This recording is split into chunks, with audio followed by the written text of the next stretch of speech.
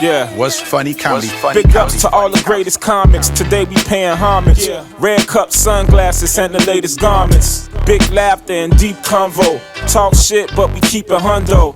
Big city like a beef combo with peppers. House music and Uncle Steppers. Cussing aunties, ripping stages to running companies. We on the grind, nothing comfy. I got time if you wanna front me. Mindy B, Sean Morgan, KB. Legendary shit like Fields and KG. Major platforms, we airing in HD. New comics and some my season is Bay Leaf.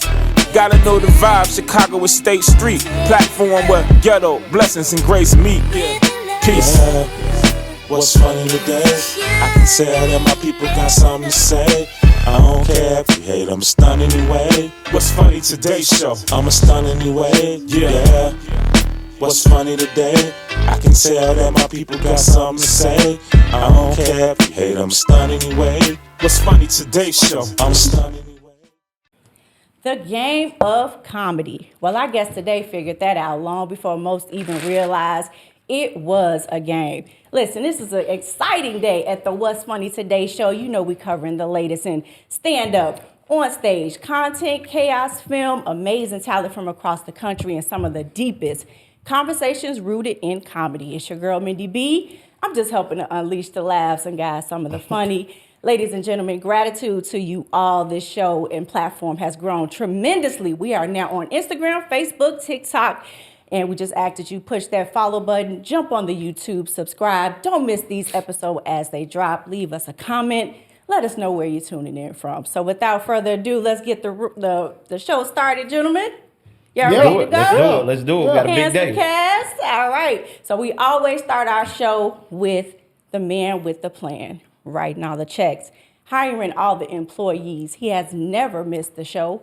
4 seasons of the What's Funny Today show. 3rd annual comedy festival coming back to Chicago. Let's give it up for my main man, Knowledge Beckham. Hey, I'll take that. Appreciate it, Mindy.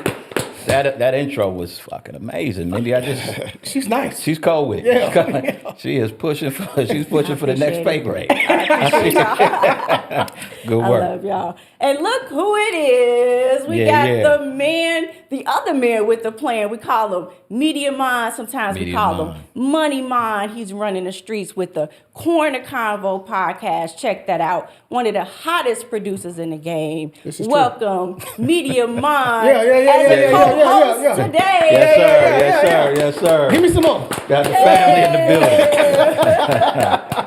And let the heat begin, because one of my favorite parts of the show is introducing our special guest.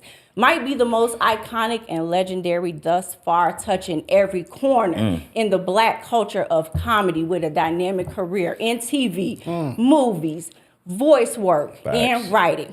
Now, I'm going to park it at In Living Color, because the whole time y'all been giving Rosie Perez all the credit, and my man was an assistant choreographer for the Fly Girls in In Living Color. Now, we're going to move on to the writing credits on The Fresh Prince of Bel-Air. I said writing credits on The Fresh Prince of Bel-Air. Iconic. An ongoing role on The Jamie Foxx Show, lending multiple voices to The Family Guy, and the dopest animated series. Now, I don't know. Y'all might read credits. I don't know. But ongoing to some iconic movies, Players Club, Don't Be a Menace, and still are active in the stand-up circuit to this day. So look, I need y'all to get y'all 50-inch TVs, cut that volume all the way up, get up on your feet, because actor, writer, comedian, Alex Thomas. What's your Venmo? Is what I want to know. She called. Cash App, I don't know what. That was incredible. I wish my wife gave me that intro every day I walk through the door. She knows. Hey, can I just say something real quick? Absolutely. First of all, Mindy? Yes. Knowledge. Yes. Did your mamas give you them names? Because those, Mindy, first of all, you're the first black Mindy I've ever met. Mindy is not, are you from the South Side of Chicago? I am not. I am a suburban girl. Okay, suburban or South Side, I ain't never met a black Mindy. That's number one. Knowledge Beckham. You just said, hey, I'm gonna make sure that my credit is great. White people gonna love me. I'm gonna get a table at the finest restaurant.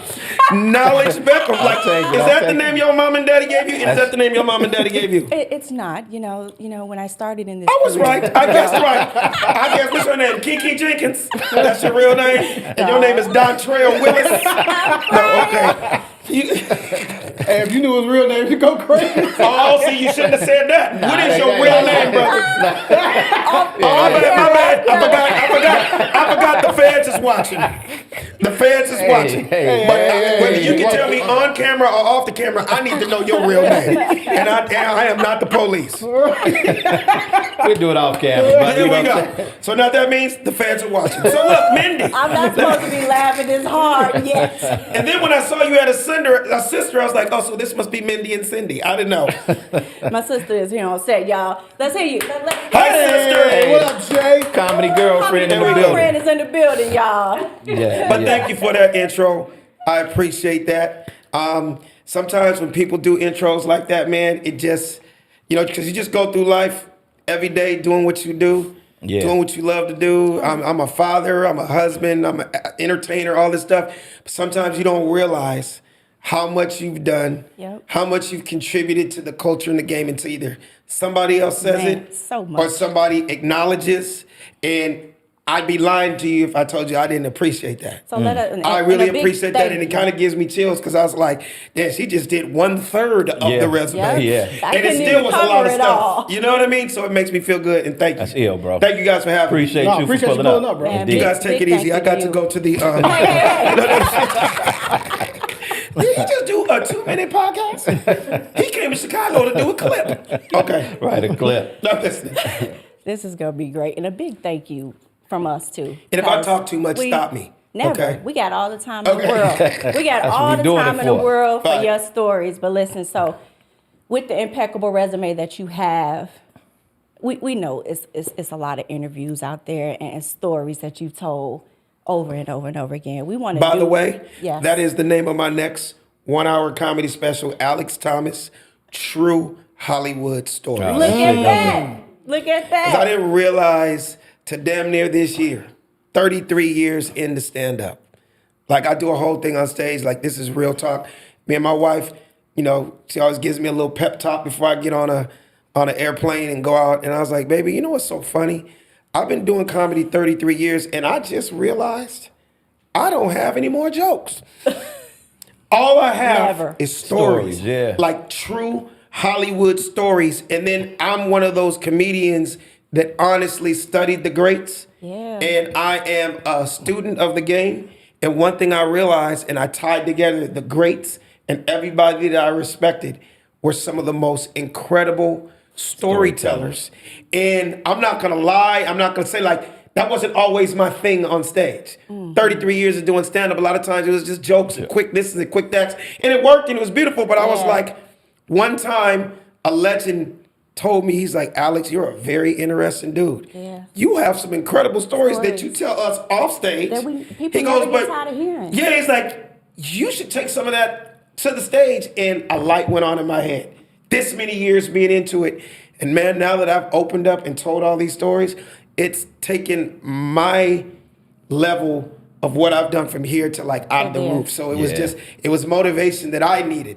Sometimes people think just because you've been in this so long, there's nothing anybody can say to you. First of all, I would never say that because I feel like as long as I'm alive and breathing, there's always room for me to grow. There's always room for me to learn. And that's what I would tell any young comedian. Hey man, there's a reason why certain artists can still say they're still here. Absolutely. Fly, fresh, and relevant. I tell people all the time, you know how many comics I started out with that are nowhere to be found? They have nothing else to say, nothing to contribute to this game. And don't get me wrong, I'm not knocking them because it could have been whatever. It could have been life. It could have been illness. It could have been stuff that happened in their personal lives. I'm never knocking anybody because I thank God every day I wake up to still bless me to do this. But my point is, so many guys I have nothing else to say. Yep. Right. So I thank God every day that I'm still here and hanging out with on What's Funny Today show. Let me ask you Go this. ahead, What we haven't talked about in your business acumen, right? You have an accessory company, right? That you've made a lot of money on. I'm not pocket watching, but I'm paying attention. As we should. And I don't think enough comics talk about how much money can be made outside of comedy. I need you to speak to that for me. Love it. Great question. I mean, great That's question. what I do. Yeah. And that's another thing that it took time. It took, persistence and being in this business. And I'm not going to lie. 3 brothers, whether you like them or not, I came up in the same generation as them. And I saw what they did with hip hop. And it wasn't happening with comedians. And I didn't do it just because of these guys. Yeah. These 3 dudes that we all know, opened my eyes to be like, man, the stage is just one thing. Yep. Your music is just one thing. But why not be an entrepreneur also and take advantage of this platform and take advantage of what you know and who you are and what you've contributed to this culture. And that is Jay-Z, Diddy, Russell Simmons. How they took it further than just the music. Right. How each one of them, I'm just throwing a number out here. This may be a low number, but each one of them, whether it was Fat Farm, Sean John, or Rockaware, that was an extra $600-700 million to add to the bank account, to add to the culture. By them just saying, hey, I want to start a clothing line. Yep. And they knew the influence they had in hip hop. In my case, I was like, hey, I'm just a kid from South Central LA. I wanted to make a difference. I didn't want the world to think not everybody in the world that came from where I came from is a Crip or a Blood or a gangbanger. Yes, I grew up in the heart of that. I'm straight South Central 80s, 90s, 70s when it was at its worst. When you could be at a bus stop and just get shot for red shoestrings. I was there. And not, again, I have to always, when I say things like that, I want to say I'm not knocking the brothers that went through that because I'm still friends with a whole lot of them. Have nothing but respect. Not everybody was able to go down that right lane. I always use a pimp saying, the pimp say, if you knew better, you do better. You know what I mean? A lot of brothers didn't have that father figure in their lives. A lot of brothers didn't have that champion. A lot of brothers didn't have that voice of reason around to get them on the right track. You know what I mean? But to go back to what you said, I thought outside the box, brother. I just happen to be a dude that loves fashion. I just happened to be that dude that I was like every other black man in America. I made some money and the first 2 stores I went to was the Gucci and the Louis store. No. Now. That comes in the rich nigga handbook. You either didn't have it your whole life or you had to get the fake shit.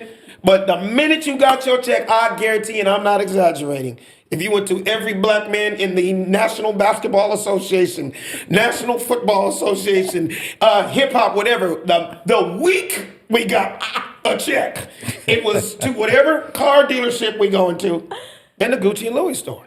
Yeah. That's just our culture. No lies I'm not saying told. it's bad. It's just, it is what it is. It is what it is. I was no different. You know what I mean? So I thought outside the box. As far as the Lewis Stewart collection, that's what you're talking about.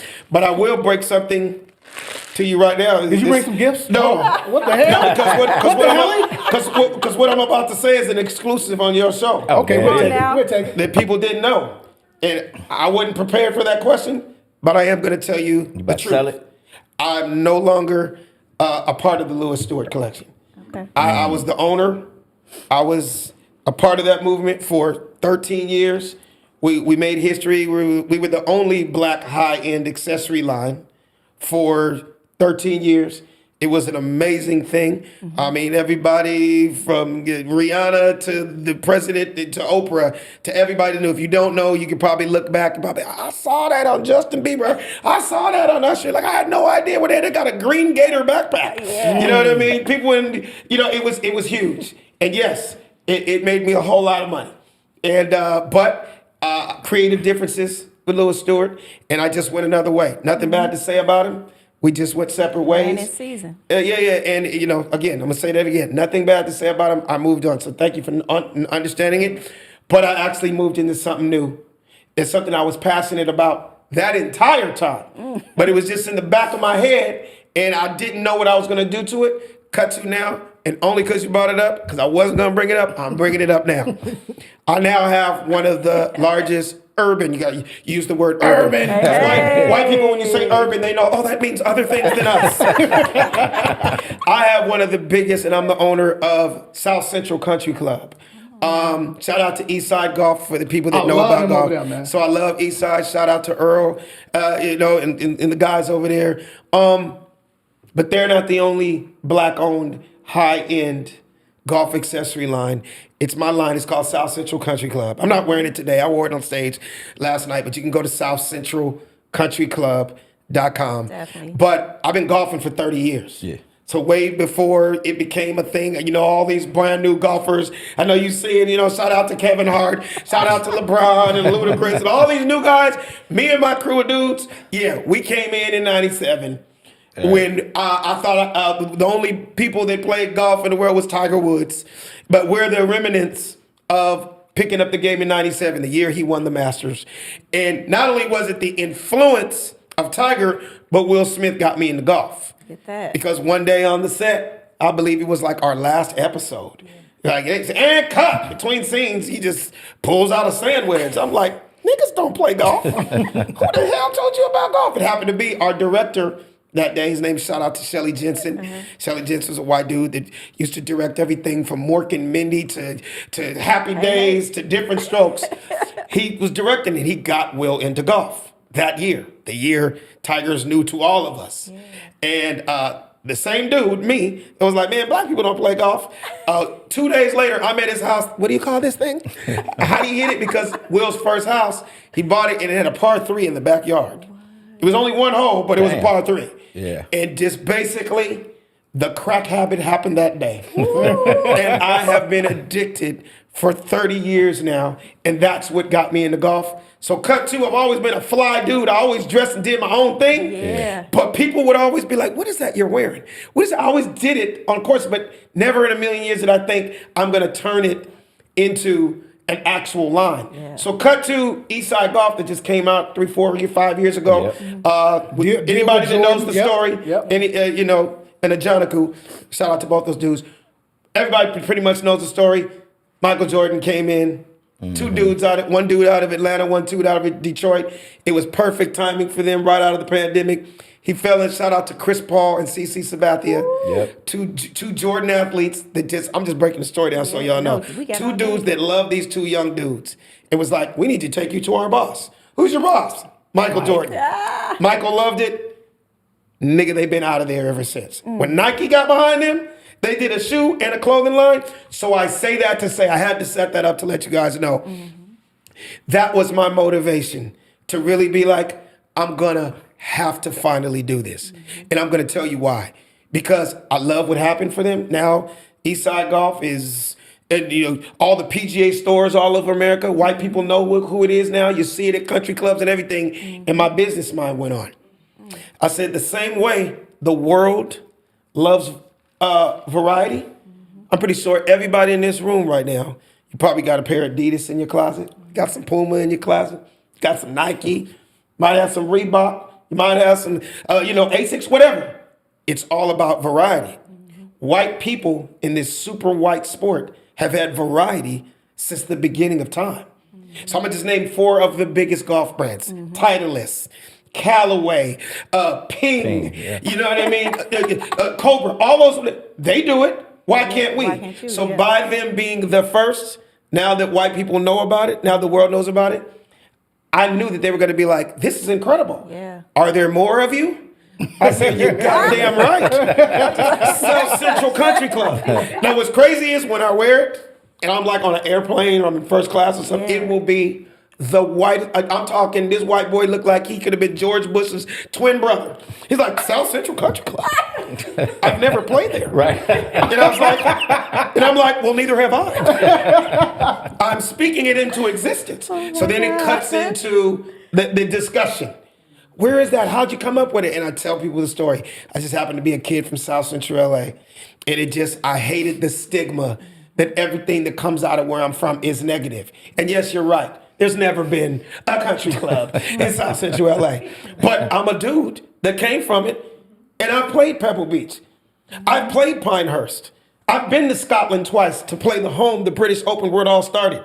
I'm a guy that showed like, hey, the same way I took it from these streets to the suites and changed the game in my world, I want people to know fly shit can come out of this also. Yes. And people love it. When you guys do your editing, Yeah. I make sure you get all the pictures and all that stuff. So you'll see, when you see the gold ball in the gold tee, that's my logo. That's you. That's your That when you logo. the same way when you see Apple, Right. when you see Nike, that's a product. Right. I stand by that shit. It's a Come on gold now. ball and a gold tee. Talk it out. And it's classy because it's me basically letting the world know the rich heritage of African Americans in the sport of golf. A lot of people don't know the number one thing in golf, 200 years later, that every golfer since the beginning of time uses Come on now. was invented by a black man. We know It's you're called the passionate tee. about The your tee. history. You know what the the tee tee. is, Yeah, right? the tee. That's Yep. what you put in the ground to hit your ball. Shout out to Dr. George Grant. Rest Come in on peace. now. Come on, man. Teach him, man. Go ahead, First, bro. Go ahead, bro. yes, first Bring the black knowledge. dentist at Yale in the 1800s just happened to love golf. He invented that. Something. So this lily white sport that never included us has always been something that say, yeah, black folks. So on my logo, when you see the gold tee and you see the gold ball, that's just gold. that Gold just looks like representation. money. It shines, and that's my logo. Check this out. Fire. I'm gonna try to formulate this question, but there's a similarity that I see from what I know between yourself, Chris Spencer. When I look at you two, Well, he's one of my best friends. you come from He the was same, in my wedding. Come from the same camp, He was born in Inglewood, correct? You but they Inglewood. call me Inglewoods. Just so everybody knows. Inglewoods. I'm the ghetto Tiger Woods. They call me I like that. Inglewoods. Hey, I see what you did Because there. people, when they know I'm the guy, like anybody that doesn't know, when you go to I have a golf page too. I'm Inglewoods. Yeah. But when people nationwide in other countries and cities, they go, "You're from Inglewood?" Like, no, I'm not from Inglewood, but it was a play on Tiger Tiger Woods' Woods. name, That's dope. Inglewoods. But Chris happens to be from Inglewood. That's Yes. South Central also. I just didn't grow up in Inglewood. Ah, got you. That's I'm got from you. South Central. Copy that. I'm hood adjacent to him. I grew up in the 30s, so yeah. So check this out. I'm wondering. So you all were all kind of around during the Jamie Foxx show. We all started together. All started together, but you two specifically seem to. You really both have a good grasp on the business of it. Right. You stayed relevant for 35 years in this space, not just doing one thing, doing Absolutely. a multitude of different things. Yeah. Is that something that is that an LA thing and just having the proximity to Hollywood, knowing that you need to be that way? Is that this two brothers that have different mindsets? Were you all kind of mentored that way in your earliest? Like, because I see other folks that have been around that long, but they're not as effective Right. as you two are. And I Right. think if I look at like comedians, you're funny, but you never had to go here to stay working, to keep building wealth. Absolutely. Talk through that a little bit. Great question. And I'm glad you asked that because I have some great answers. He's ready, Alex. Me and Chris, South Central LA, known each other since we were 18 years old. And I don't want to say it's a LA thing. It is a smart businessman thing. And we realized early in the entertainment business, from being around white guys, I have to say it, I just got to call it what it is. There's a whole lot of people rolling around Hollywood, filthy rich, and you would never have a clue who they are. Jumping out of a F-150 in some Wrangler jeans, a t-shirt. Now the watch may be $200,000 and there might be a couple million in the bank, but you don't know what they do. And Chris and I realized that at an early stage, there's so much more money than just being on the screen or just being on the stage. When I found out, you gotta understand, you keep hearing, I keep saying this, but a nigga from South Central LA, and I was like, what am I gonna do in my life?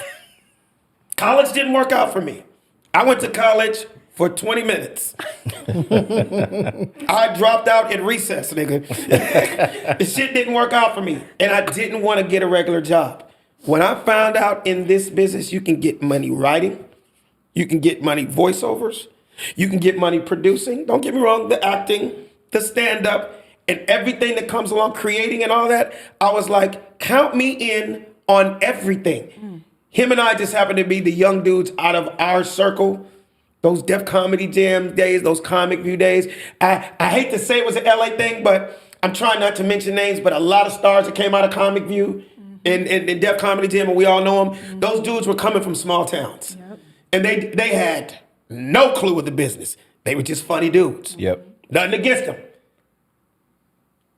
Fuck it, I'll say a few names. Please, let's get to it, man. I'm gonna give you examples. And these are dudes I respect, love them to death, and they would say, so this is not talking behind their backs. These are all famous Def Jam people. Let's take somebody like Bruce Booth. Yep. Let's take somebody like Earthquake.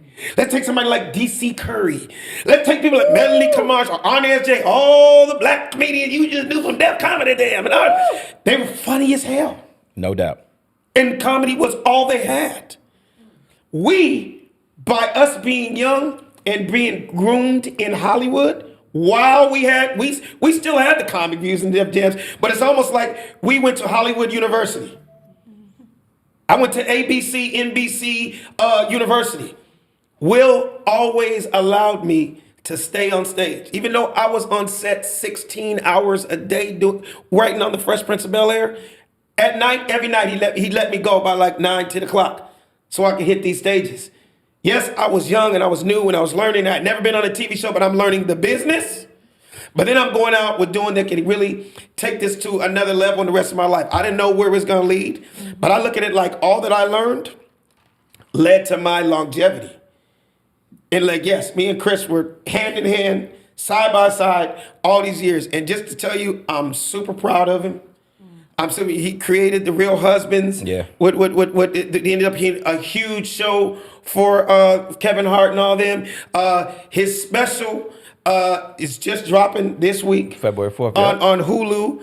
Oh, yeah, sure What's it called? is. Something adjacent. Is it Hood? No, is it? No, not Hood. Hollywood. Damn, Chris, don't be mad at me. Yeah. Because I'm plugging you, nigga. But February 4th. Goat Adjacent. Go to Jason. That's Go to right, Jason that's right. on Hulu. Kevin Hart got behind him, him helping him out all those years. And so I don't want to say it's a Hollywood thing, but it had a lot to us with us being in Hollywood because we got to see both sides. Right. I didn't come up in Alabama. I wasn't in the heart of Mississippi. I wasn't in Atlanta at that time before Hollywood really hit down there. I had more than just stand up. I was learning the business, almost like it was on the job training. Yeah.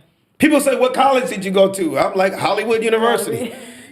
All that knowledge I got. Literally. And then when I realized, oh my God, I can get rich doing voiceovers.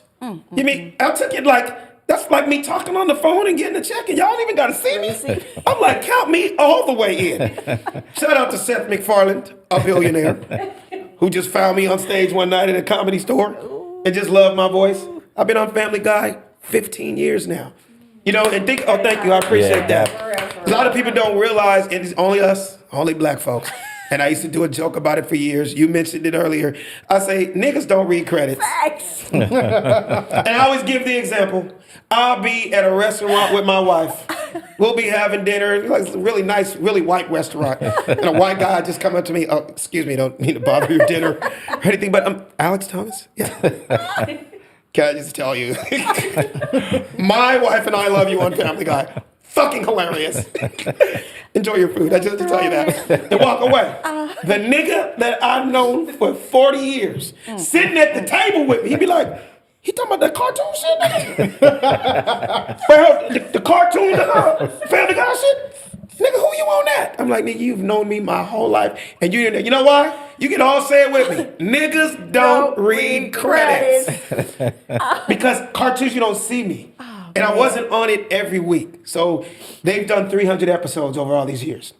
I've only been on like 40 or 50 of them.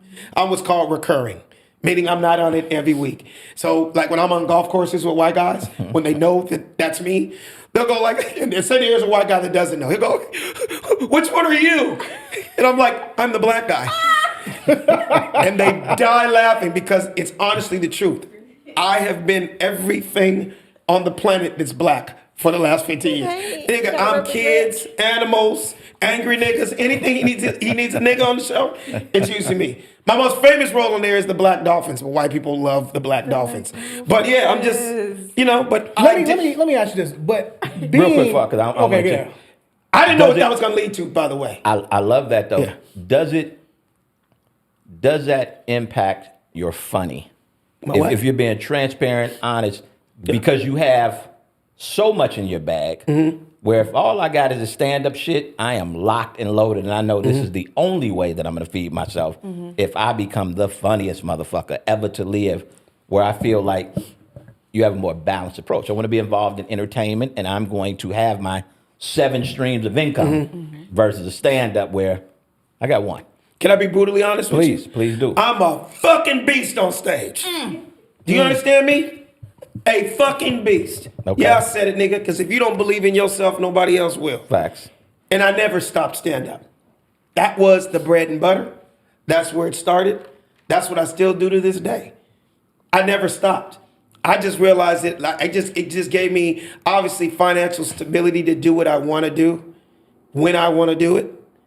But it never stopped. Always have something funny to say. Like, I'm gonna be honest with you. I'm gonna go deep now. This whole new crowd work thing. Yeah. Nothing against all these new little niggas. Crowd work. They're calling it something crowd work. We not Let's the just be little real. A niggas. lot of times it's crowd work. We not your We little not the little niggas, you know what I mean? I'm not gonna say names, but you know why because nigga, they didn't have material. Yeah. Because they didn't write a joke. So let's just bag and talk shit for an hour. Good night. You get away with it. I'm not knocking those. I'll say it in every camera. I'm not knocking the young cats that have actually taken it from social media and really started to work on their craft, right? I'm just saying, I say that to say, oh, that's the word for it? Nigga, I've been doing that 35 years. So I'm letting you know, Yeah. yes, I write. And yes, I have my own material talking about my life. But nigga, it's almost like I always talk about 2 reasons I love Jay-Z. 2 reasons I love Jay-Z, because that nigga can write a hit song and throw on a beat. That nigga could freestyle with anybody at any good. And whether he got $1 billion in the bank or 20 in his pocket, throw on a beat, nigga, let's go. That's me in this rap, in this comedy game. Last night in Riddles, I must have freestyled for 30 minutes because it was some funny shit that happened in the crowd. I forgot that I even had material. When I tell you niggas were spitting up phlegm, I think I made somebody's spleen come out their body. They were laughing, and I got off their tears in their eyes. Like, was that even your act last night? It's just me fucking around. And as a seasoned comedian, it just feels good that you know you still got that. Now, see, Don't that- get it twisted. Like, yeah, nigga, I write. But at any given time, whoever the new word, roasting, and that's how, nigga, I got both. I can That's give you a what I hit do. song, and I can talk about your mama, nigga. Yes. I just prefer to not talk about your mama. Because we always call that Black Comedy 101. Every hood in America, whether you from the south side of Chicago, you from Brooklyn, you Compton, Philly, wherever you, there's always that nigga that can bag, Joan, the dozens. Okay, that's good, that's Black Comedy 101. But nigga, can you write a joke? Can you write a script? Listen. So I wanted you to kind of, so you brought up performing in Chicago, by the Okay. way, what you just did, and I love that. I feel like we haven't heard you talk about your Chicago connection. At least I haven't heard it. So talk about that, the Chicago stages, or even the Midwest, the Chicago audiences. What about the Midwest or Chicago that you feel, or not, Right. shaped you the way LA maybe never could have? Let me tell you something. I love Chicago. Say it again. Hello, say Hold on, it I'm gonna say again. Chi-Town. Hello. Southside. Hello. Wild Hundred. Listen. Hell shit. Let's go. Larry Hoover. Cabrini Green. Robert Taylor. Let's go. Kanye West. Michael John Monopoly. I can keep going. Nigga. Are you forgetting DJ Ferris? Are you forgetting? This is like my cousin. You hear that John Monopoly though? Shout What out up, to John? Manap. What up, John? What Shout up, out- John? Hey, John, I John. just did that because it's going to be a soundbite and you going to hook me up with some more Kanye West tickets. So look. But if that don't tell you, I really I heard it. have been. So when people have problems with me, Man, I love it it. really fathoms me. Every Chicago comic over the last 30, rest in peace, James Hanna, from Shout out Leon James. Rogers to Deion Cole, Tony Schofield. I mean, I could keep going. Sean Morgan, I could keep going. And the greatest of all time, rest in peace, Bernie Mac. Yes. Not only was he a good friend of mine, not only was he my golf partner, not only was he a mentor, I'm using the word founded me. He didn't find me, but kind of, sort of, because I was just a young black comedian, 94, 95, coming to Chicago's hottest comedy club. All jokes aside. Yeah, nigga, for any of you young niggas watching, yeah, I've been around that long. So anybody talking about this and that, that's some bullshit. Because I was slanging these jokes before a lot of niggas was alive. Before a lot of people claimed certain material, nigga, I was doing it 30, 40 years ago. I'm just talking facts here, right? So with that being said, Bernie took a liking to me. He saw me that night, 94, 95. It was a cold night. I'll never forget. I'm gonna tell you why I remember that night. I'm gonna tell you why I remember my first time coming to Chicago, because it was similar to this. But I distinctly remember it was one of the coldest days in Chicago history. I think they said it was like 67 below. Something ridiculous. That's colder than And the reason I remember it so well, not only was it my first time performing in Chicago, it just happened to be the Steelers were playing the Bears that weekend. And my good friend was playing on the Steelers. And that's Jerome Bettis. Okay. The bus. The bus. He was playing on it and he was like, nigga, I want to come to your show. I'm like, cool, nigga. I said, I want to come to your game. Nigga came to my show Saturday night, all jokes aside. And 1 o'clock afternoon, Sunday, I was at Soldier Field in 60 below. Snow up to my nuts. All I remember, this is how cold it was. Shout out to Daryl Heath, my best friend, because he came out here with me. We went to get a sandwich at Subway Sandwiches. Yeah. Across the street from Soldier Field. You know how Subway comes in the cold, in the plastic bags? We got the sandwich. And by the time we sat in our seats, that shit was hard as a brick. It like a brick of cocaine. It was like bricks that you build like the bricks over here. That's how cold it was. The snow was so high, our feet were in the air like this in our seats. And it was two white dudes sitting next to us, Bears fans with no shirts on. I'm like, they gonna die of triple pneumonia. They're gonna be dead by the fourth quarter. I don't know what the fuck made me bring all that shit up. Chicago. That's what we do. Chicago, and it was the night before my first night of performing, and all jokes aside. Yeah. And Bernie saw me that night. And what happened was he had seen me as an amateur, as one of the young comics on Def Comedy Jam. Yeah. So he'd only seen me once on TV, and next thing you know, I'm booked in Chicago. He was like, you was a funny motherfucker, nigga. You was a funny motherfucker. Keep doing what you're doing, nigga. You know what I mean? And then he found out, we just started connecting, and then boom, 3 years later, we ended up doing a movie called The Players Club. Dollar Bill, nigga. Come on. Shout out. Legendary. You was quick on your toes. He was just a cool ass dude, rest in peace. And then we used to play in Steve Harvey's golf tournament together, and that's another connection that we had through golf. So I think, did that answer your question? Absolutely. We You love gotta that stop me sometimes because I can really keep going. We love that shot. And my best friend to this day. Come on now. Said Nolan. Said Nolan. Shout out, Who Said. called Yes, sir. Knowledge called me. Shout out, Said Nolan. Shout out, Said. Appreciate you, Said. I've been hanging out with Said here for 25 years. Yeah. Anything that ever went down in Chicago, whenever I'm here, that nigga's the nigga picking me up from That's the airport. family. From Antoine Walker's celebrity weekends Come on now. to meeting Michael Jordan. Yeah, that was crazy. So let me just give you. You brought up Twan Walker. Let me give you a little backstory. Shout out to Antoine Walker, Shout out my to good Twan. friend, Shout out to Chicago. Now, what you didn't know is that Knowledge is a hooper. He was Twan Walker point guard. Yeah. What year was this, nigga? When did you have handles, nigga? For some reason, you didn't come up to me as a basketball star. Ask it. When you walked, I didn't see the bad knees. I didn't see nothing. I wasn't putting them down. But 93, 94, I'm a year older than Twan and Donovan McNabb. Wow. Same class. I'm friends with both of them. Shout out to Donovan McNabb. Mount Carmel. I graduated in 93. They came out in 94. Simeon Rice also went there.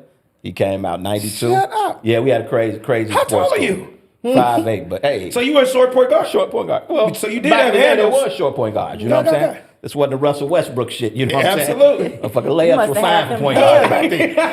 Left hand. That's it. Yeah. Yeah. So that's the history, man. But Says my man. Our mom. Who's the dude, the famous promoter out here, Mike? Irvin. Mike Irvin, Mike Irvin, yeah. Shout out to Mike. Shout out to Mike Irvin, I've been coming here for years. Oh, nigga. yeah, you're official. I remember he was a hooper too. Oh, or yeah, he was Mike Irvin hoop. Yeah, facts. Come on, man. Excalibur, all the clubs back in the day. Come on, I remember all yeah, this. you deep in these It was a good streets. day. Do you consider yourself, and I'm sitting here thinking about this, right? Dragon Room. What'd you say? Yeah, yeah. Shout out Right to across the Dragon street from Room. Projects. Yeah. Yeah. I was in there. We was outside. Pull out your ID. You're hearing Outside gunshots day. in the parking lot. But what you were saying? when you really think about it and look at it, right, with all of your accomplishments, I don't think your name is brought up enough.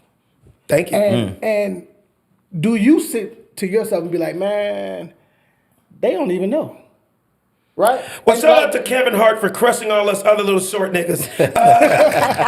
No, Kevin just took it to such an astronomical, out of this world. I mean, people tend to think there's like literally nobody else on the planet. So it doesn't bother us. I'm happy for Kevin and what he did for our sport. To me, it just lets you know comedy is still alive. Because the same way you'll go spend $1,000 to see him, you might spend a couple $100 to go see me. Because I got something funny to say also. You know what I mean? So I'm happy for him. But yeah, it gets, I mean, to the world, like just take outside of black people, they think there's only 5 of us. You know, Kevin Hart, you know, Mike Epps, Cat Williams, Dave Chappelle, Chris Rock. They don't know that there's guys that you ask those 5. Who are 5 guys they respect? My name comes up in that. Because I've always had the relationships with all those guys. Yeah. I always had my own style. So I never tried to be anybody else. Would you rather be an MVP or have a championship? I'm that guy that rather have a championship. But here's the flip side of that. I've had people come up to me and say, you like the Black Charles Barkley of comedy. And what they mean by that, a dude that goes down as one of the greatest of all time, but never got the ring. Yeah. There's been interviews when they've asked Michael Jordan, who's that dude that like gave y'all the business every night that you wish that nigga could have played on your team? You know, he always brings up Charles Barkley. So if you ask all those big names I just told you about, trust me, my name's gonna come out their mouth. Is it one of the coldest dudes to ever do it? Yeah, that's me. But I'm okay with that because this game has given me so much. This game has opened so many doors for me. This game has set me up for my life and my family. Now I'm a black dad with a black wife and 3 beautiful black children. Talk that shit. I love the fact that I can take my kids around the world. I was just joking. Hi, Halo. Halo's 10. And we were just talking about, I was like, Halo, you're 10 years old and you already have a passport. Come on now. I'm like, Daddy didn't see a passport until I was 22 years old. Yeah. I didn't see the inside of a plane till I was 21 years old. So for the fact that my little daughter, sometimes I'll just joke with her, Halo, where's some of the places you've been? Hong Kong, Jerusalem, England, Paris, France, Hawaii. I'm like, wow, that kind of just lets me know I just wanted to do something for my kids that my parents couldn't do for me. And that's what this business did for me. Shout out. Yeah. Come on, man. Come on, Big man. ups, yeah. So I must be doing something right. Indeed. You understand? I don't compare myself to other dudes, man. Your success is not my success. It's not. Okay, you're funny and I respect you. It's like if we play NBA. Not everybody can be Michael Jordan.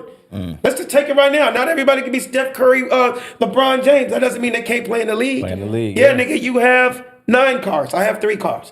There's 27 rooms in your mansion. I have 9. That's good enough for me and my family. I have 5 cars. I don't need 11 cars. Yeah. I have money in the bank. And my kids go to an amazing school. And my wife is happy. That's all I care about. Listen. When you get to a certain mature level in your life, you stop thinking you're not doing it for anybody else. You're doing it for those that love you, that care for you. And that's what I'm all about now. They asked me last night after the show, you want to go out? I'm like, nigga, are you serious? It is 2 degrees outside and it's 1 o'clock in the morning. Nigga, I'm going to saw the that. bed because I have to saw do that. the What's Funny Today show. Yeah, Talk about it. yeah. Talk about it. Hello. But if you had caught that motherfucking 25, 27-year-old, I would have been like, no, what strip club are we going to in the Right. in this polar atmosphere? I would have been in there making it rain on some black big booty Eskimos.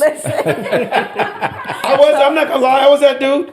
I forget the name of the big strip club here in the 90s, but yeah, nigga, I was in that bitch. My show could have been there at 2 in the morning. I was out. I'm like, I'm so done with that. I would so much rather get some sleep and watch Sports Center. So let's do this. Yeah.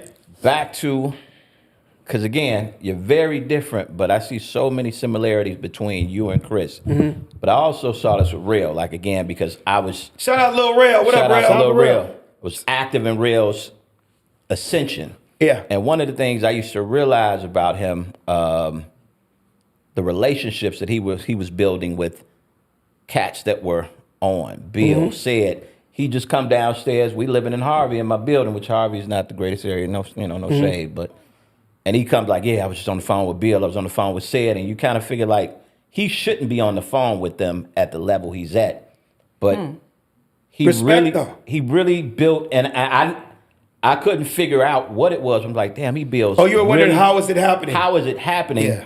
But when I look at your relevancy, Chris's relevancy, and then Real, right? Like a lot of cats are like, yeah, we were all funny, but really, I know they want to low key. But how the fuck is he doing this? Well, there's a word for that.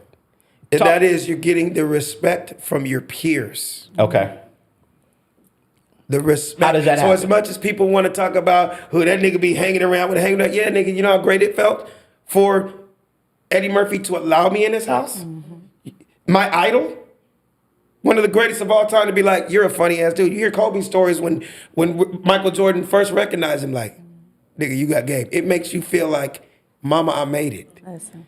When I started to become, I wouldn't be friends with all these guys if I didn't bring something to the table. Yep. So when people try to swipe that from you, oh, he friends with all these other niggas. But yeah, I'm friends with them because they respect me. Listen. And I respect them back. I tell these dudes that talk that kind of mess, I believe in something called the golden rule, brother. You probably don't know anything about that. You know who I'm talking about. It's called do unto others as you would have them do unto you. Talk to any professional in whatever they do. Yeah, they respect game, recognize game. So to answer what you're talking about, yeah, you're going like, how did Lil Rel? Because obviously when I first saw that little dude, I'm like, that nigga is funny as hell. Funny as shit, yeah. Back when Sam was doing them little the checkerboard lounge and the little shit. Ooh, that was Damn. I told you I'm from Chicago, nigga. I was born off of Cicero and no, I'm joking, ladies and gentlemen. You know there's gonna be somebody, that nigga ain't from no Chi-Town. I'm joking, nigga. You definitely giving me Vice Lord energy, though. I'm noticing from the demographic of streets you've named. Jay, what you think, Jay? Yeah. He Vice Lord. But yeah, like so when I see stuff like that, it makes me go, wow, that must have been how it was when I was young, when Eddie first met me, or when Will first met me, when Jamie first met me, when Martin first met me. Hey man, I was just hoping that these guys like me. These are the dudes I look up to. And then cut to, years later, you're able to work with them and learn from them. Do you know how in my heart, so this is not cocky in any kind of way, you know, great I felt like I was becoming when I was able to be around Jamie Foxx every day, to be able to be around Will Smith every day, to be able to be around Martin and Eddie all the time. I was like, if I could just be in their presence so it could rub off on me. And then you hear dumb fucks talking shit like certain people are talking. Yeah, nigga, those relationships was a big deal. That you can never do. I was around my mentors. If you were a basketball player, you don't want to be around fucking Michael Jordan. If you were a basketball player, you don't want to be around Kareem Abdul-Jabbar, Moses Malone, Dr. J. So when people hate on that shit, I'm like, dude, climb into your cave, eat shit and die. Next question. I'm sorry, I just had to vent a little bit because I know I'm making sense. Listen, but to some ignorant fucks out there, you know what I mean? Speaking of facts. Yeah. But give me some gun, like, I love that. Yeah. And I buy that. But it's cats watching this that you have to at least get to the proximity. Like, if you get inside the gumbo of it, what is it? And we can talk about you can't you can't look at anyone else. Of course, every comedian would want to hang around those greats. Or try to. Because remember, you can't just automatically do it. I'm saying they want to. Like, meaning the key word is want to. They want to. Got you. I can be like, this person's like, you can see there's a lot of funny people. Yeah, whole lot of funny guys out there. But I don't know if there's something with temperament. I don't know if you're like if you could look at yourself, is it more like personality wise, you're a little bit more laid back, you're a little more relaxed, you don't really speak? You're going down like, a great what are those lane. I have the gems- answer for that. What are those gems that these folks can look at? I see where you're going. Yeah. And I'm going to that you answer probably that. embody it. Maybe you It learned was. I'm not gonna lie again. Not trying to sound cocky. That just happened to be my personality. Got it. Okay. I'm an outgoing, non-threatening type Negro. Yeah. I don't come in the room like, I don't want With a that chip, nigga in here. yeah. I'm not the dude that comes in the room like, excuse my language, I'm gonna take your chick. Yeah. I'm not a nigga that you're physically scared of. I don't look like I'm gonna shoot up anything. Yeah. You know, I'm just not that guy, but that's just my personality. Got you. I would never tell people wrong and right, but what I would say is you have to humble yourself because they don't give a fuck where you're from. They don't care if you have $1 million in your pocket and a Lamborghini helicopter outside. You're in this room now with them, the guys that are ahead of you, the guys you're trying to be like. So you might want to humble yourself, listen more than you talk. I know that sounds crazy because I talk a lot. But I soaked up all the knowledge. One thing I learned from Sam Jackson, you know, shout out to Sam Jackson. It's not Samuel. It's Samuel L. We call him Sam. He's Oh, my we call him When we Sam. travel, we go. yeah. He's my homie, and we play a lot of golf together over That's the dope. years. But he's like, Alex, I get the question all the time, man. How can I? Hey, man, what I need to do? How can I? You know, you can imagine. Yeah. He goes, hey, man, just be yourself. And all I could do is lead by example. So that's what I'm trying to do. When I come on these podcasts, all that stuff, I'm going to just cut to one thing I talked about today. The whole how proud I am to be a father. I'm proud of that. How I'm proud of me loving my wife. Listen, How she made me a better person. I love it. I want people to think that's cool. Yep. Because for some reason, I think that's got lost through hip hop. I love hip hop. I'm a product of hip hop. Yeah. But I hate that the new generation thinks, excuse my language, but it's all about bitches and hoes. How many bitches and hoes? And I got money in that. I got a $50,000 Louis Fendi Balenciaga. Yeah, but you're sleeping on your mama's couch, nigga. When you see these videos now, when they playing all that money in the camera, okay, don't be surprised when you get robbed at the next block. Because you put all that money on this. You see the money, nigga? Yep, and you're located on, nigga. Let's meet him at the Starbucks and take all that shit from him. I'm coming from a generation, I don't like a nigga to know when I have an extra $20. And I'm rich. I don't like that. I'd rather you think, oh, he must have not got as big as such and such. He ain't know, I'm trying not to say words, names. He ain't good, that's great. That's why I don't have to walk around with security guards. Yeah. So I can go to any hood, anywhere I want to go. I don't even come off like that. Yeah. I don't need that extra attention because I know we're living in hard times, but it's always been hard times for us. Yeah. Was the 80s, the 90s, and you gonna bring a lamb chop around a bunch of wolves that are hungry? Don't be surprised when that guy gets jacked. You're actually shitting on a lot of these people. Yeah. Do it by example. I always say, you see these new rappers that throw it out, like, do you see Will Smith doing that? Do you see Snoop Dogg doing that? You'd have to pull up a Brinks truck to do that. You're flashing your $5,000, nigga, that's a penny to him. But when I see that on Instagram, I go, no father figure, no team leader, no voice of reason, no big homie. Nobody go, what the fuck are you doing? I love you, nigga, but what are you doing? That's what's gonna get you jacked. That's what's gonna get you robbed. You wanna be the next rapper to get killed over some dumb shit? Stop doing that. There's too many great examples, and that's why I have to be in my two sons' lives. That's why, by you, like me saying what I'm saying right now, I hope somebody picks up on it, because I'm gonna be honest to you and everybody here. I don't have the answer, but I can tell you my blueprint. Right. And I can tell you, like Nipsey said, it's not a marathon. It's not a race, it's a marathon. Yeah. If I didn't realize that, I wouldn't still be here. So obviously I'm doing something right. Absolutely. And I just hope the young guys are listening to that and being like, that's the most I can give you. Take the game however you got to dissect it, but I'm just saying what I'm saying. So more games. Did that make any sense? Absolutely. Yes, sir. We want you to keep landing on thick. So your career seems seamless. Okay, bars. You went from, Yeah, that was easy. choreography right into writing, and then on to, the next thing and the next thing. The list goes on, as we already know. But talk some more game about how the visibility of things can look good, but it may not necessarily be the right move. How can you speak to what you've learned, right? And I know it's probably don't look like it's been bumps in the road in your career. I'd be lying. It definitely don't I would be look lying like through it. my teeth. Is my last name Christ? Am I perfect? I don't think anybody in this room is. It just from us Absolutely. looking at you, watching you, Exactly. it's just like That's because wow, this business but- is all about presentation, okay. right? And I didn't come here to bring down the mood. I didn't come here to make people sad. I didn't come here to ask for sympathy. I didn't come here to be like to make you guys go, oh, poor. No, man, that's, I look at it like negativity. Yeah, we all have it in our life. Diversity. Yeah, we all have it in our life. Speed bumps, turbulence. Yes, we all. It's all about how you navigate. Okay. I would be sitting here lying through my teeth and say I didn't have problems. Like the next man or the next woman. Because again, like you always hear, it's very cliche. We all got 24/7, 365. What are you doing with your time?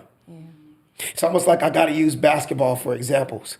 Yeah, man, people talk about the greatest shooters of all time. Now, let's just take 3 great basketball players. Let's just take Jordan, Steph Curry, LeBron. Okay, we talk about all the shots they made. We don't ever really talk about all the shots they missed.